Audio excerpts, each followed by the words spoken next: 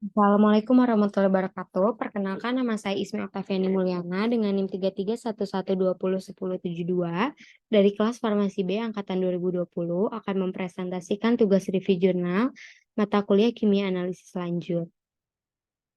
Pada kali ini saya akan mengambil sampel obat yaitu phenytoin.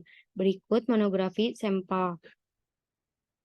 Lalu di sini pada jurnal 1 saya memilih judul Synthesis of a Nanomolecularly Imprinted Polymeric Sorbent for Solid Phase Extraction and Determination of Phenytoin in Plasma, Urine, and Wastewater by HPLC.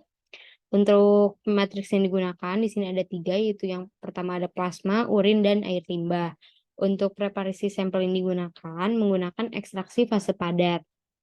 Pada preparasi sampel jurnal 1 terdapat 3 kali preparasi sampel karena pada jurnal 1 terdapat 3 matriks yang berbeda.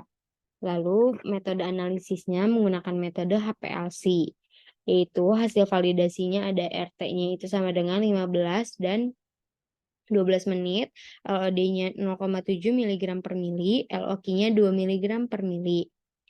Lalu selanjutnya, pada jurnal 2 dengan judul A Quantitative Phenytoin GCMS Method and its Validation for Sample from Human Ex situ, Brain, Microdialysis, Blood, and Saliva Using Solid Phase Extraction. Untuk matriks pada jurnal 2 itu terdapat darah dan air liur.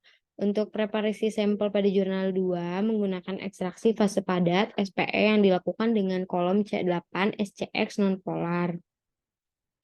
Untuk metode analisis yang digunakan menggunakan metode GCMS. Untuk hasil validasinya, LOD-nya itu 15 nanogram per mili, LOQ-nya 50 nanogram per mili, PHT yang diperoleh kembali setelah SPI itu adalah 94,1% untuk 100 nanogram per mili dan 94,3% untuk 1000 nanogram per mili.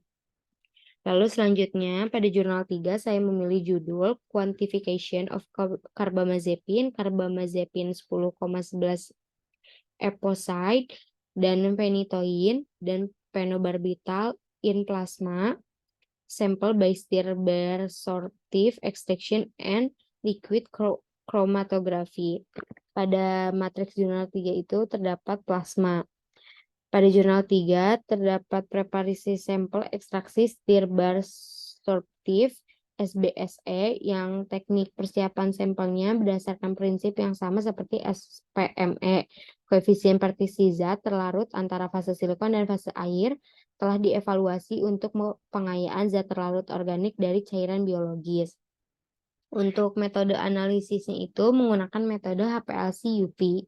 Untuk hasil validasinya terdapat SBSE dan LLE, yaitu dengan LOQ SBSE-nya itu 0,125 dan LOQ LLE-nya itu 0,08.